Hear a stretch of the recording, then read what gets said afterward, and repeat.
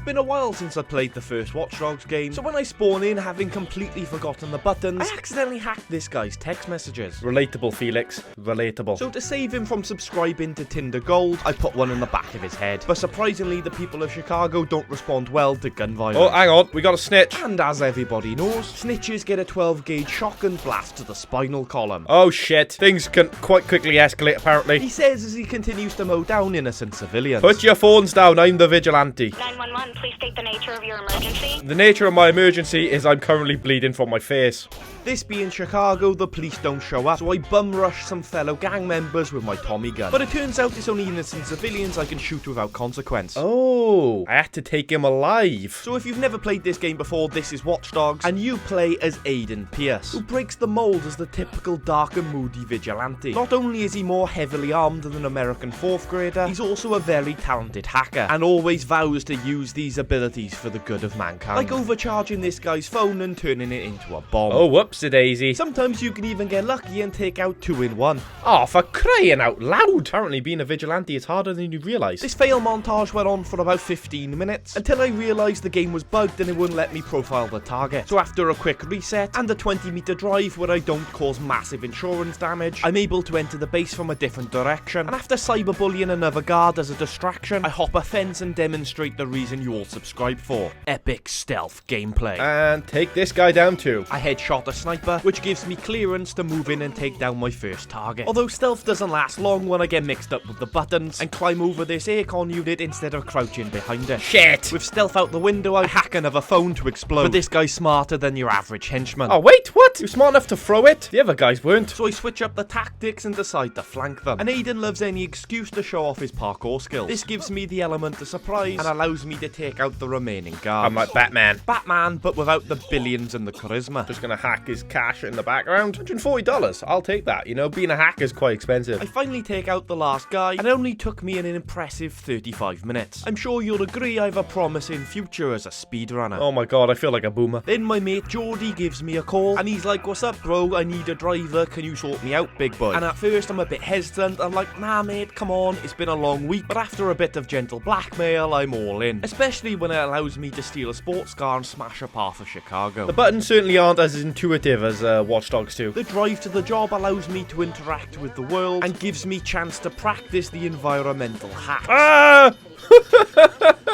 Oh, Christ. But when I arrive, disaster strikes, and I don't mean the thousands of dollars of property damage. I'm told I'm being invaded, but I don't see any rubber dinghies. Well, if he's gonna try and find me, I need to blend in. That's why I went with the Renault. Nobody suspects, like, a cool vigilante to drive a Renault. While blending in to play it cool and incognito, I drive over to the location of the invader. Oh, no, I'm being hacked. But a little bit of advice for all the budding hackers out there: you probably shouldn't glow a pinky purple if you're trying to blend in. Selected for jury duty. Then if anything, I helped him. With the invader dealt with, I head back to do Geordie's driving mission. Right, finally I get to start my taxi mission. Jesus Christ. Although you wouldn't bloody believe it, boys. Some silly sod has been driving around Chicago hacking bridges into the air. Oh. That, combined with an over-aggressive driving skill, causes me to get my trench coat wet. Well, it's a good thing Chicago's famous for having clean rivers, so I think I'll be fine. Definitely don't need a tetanus shot or anything. Oh, great, I'm in pursuit. I don't know what is going on. I'm so confused right now. I feel like a boomer playing this game. Oh, shit! Why would you shoot me?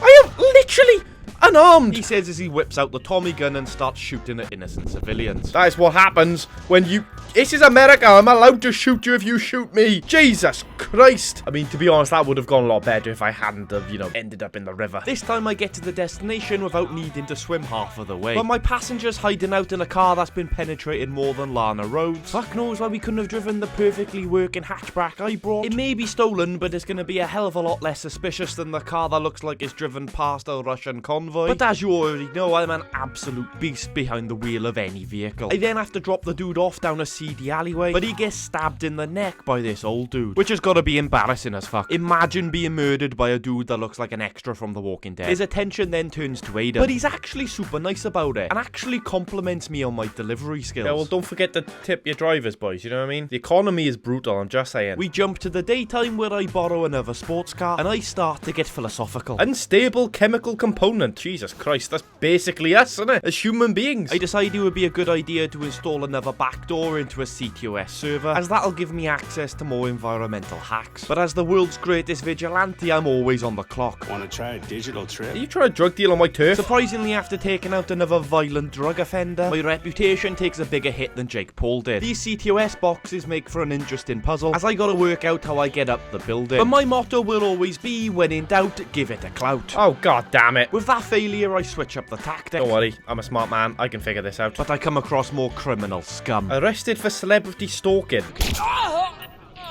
I'm a vigilante, right? Don't look at me like that. He deserved it. Thanks to these perfectly positioned air conditioner units, I'm able to climb to the roof. I then use the camera to exploit a vulnerability like I work for the casting couch. That gives me access to this compound, and that allows me to show off this incredibly realistic hacking animation. Just take a little photo of barcode, and all of a sudden, I'm in. You'd be surprised. That's how powerful your iPhone is, boys, alright? Apple just don't want you to know about it. The dark voices inside my head then take over. I wonder if I can survive this.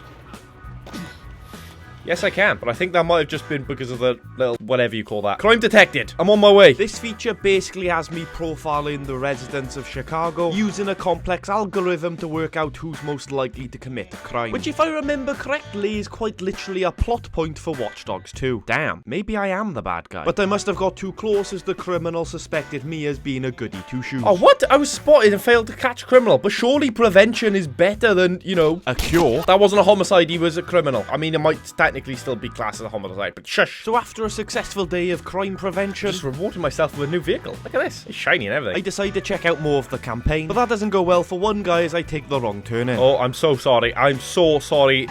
Oh my god, I shouldn't have backed back over it. But it's alright, I'm pretty sure America has great healthcare, you're fine. So I carry on my journey at high speed, and the one thing you'll always be able to say about me is I always look after my vehicles. I blame the terrible driving mechanics, not the monkey behind the wheel. I continue my way across the map, but my undiagnosed ADHD brain kicks in. My problem is, see, alright, I'm given a prompt in a video game, and I just go there. And there's so many pop-ups on this game, it's unreal. I can't even get to my destination without going, yeah, you know what, do you want to have a go with this? Anyway, I get to the fixer contract, and the point of these missions is to drive incredibly fast through the city in order to keep the police distracted so other criminals can get away with, like, heists and shit, I guess. Which, now I think about it, is the exact opposite of being a good vigilante. But in for a penny, in for a pound, I decide to jump out the car to show them exactly how much of a distraction I can be. I'm a bad guy! Right, there you go, that should get the police after me. But that little detour left me with not enough time to get to the next checkpoint. Maybe it didn't want me getting out and just obliterating the people of Chicago. After a quick restart, I smashed the second attempt first time. Oh, put that bloody taxi there. And I pocket a cool $2,000 for my efforts. I then give up more of my free time to prevent crime. Now, if I was part of the police force, I would shoot that man. The crime probability rises higher than an Amsterdam tourist, so I batter him with my truncheon. With the streets successfully saved, I head back to the campaign mission I tried doing 10 minutes ago. Oh, for crying out loud. I got absolutely T-boned. Look at the state of this vehicle. The owner's gonna be livid. So I gotta meet up with this bloke I've been talking to on the internet. Bad boy, 17. I'm gonna end up on a bloody paedophile hunter show, ain't I? Lucky for my CBS check, but Bad Boy 17 is actually an adult woman. You don't look 17. Oh, Aiden thought he was meeting a 17-year-old. Okay, so, yeah. You know what? We are the bad guys. My mistake. Aiden is incredibly suspicious and puts his hand around her throat. Aiden, just a bit of advice. I wouldn't threaten to throttle her. She looks like the kind of girl that would like that, you know what I'm saying? She gains our trust by giving us access to dead sex backdoors, which is a hacking reference. Don't worry, I'm not about to go balls deep into the stink. To fully unlock these system hacks, I need to break into another CTOS tower. I start by hacking the alarm of this van to attract over that guard. Yeah, I know, dude. Yeah, so suspicious, right? I hack into his phone to see he's suspected of human trafficking, and he's currently got a mortgage application under review. So I decide to use that to my advantage. Sir, I regret to inform you, your mortgage has been denied. What? Why? Because you're dead. With him out the way, I'm able to creep in and cripple his colleague. Although it's not really fair on the other guys if I leave you alive. And that's one thing I will always vow to be on this channel. Fair to the NPCs I brutally murder. I then use the cameras to detonate a gas pipe, and that lures over another unsuspecting guard. Nobody suspects a thing. You know what? This is brilliant. But stealth soon goes out of the window when I'm tempted by a red barrel. Found him! Oh shit, he did find me. He definitely did find me. I don't know why I'm sticking with a silencer. The last guard is confused as to where I am, and that allows me to flank him. Peekaboo, motherfucker! With all the guards dead, there's nothing in my way from breaching security using my smartphone. And even though we've had a massive shootout, where barrels were exploded, grenades were tossed, I walk through 3 flimsy doors and stealth is now fully intact. I use this to my advantage and take out the remaining guards. Whatever, not my problem. Not my problem. Dude, your friend just brutally murdered by a psychopath.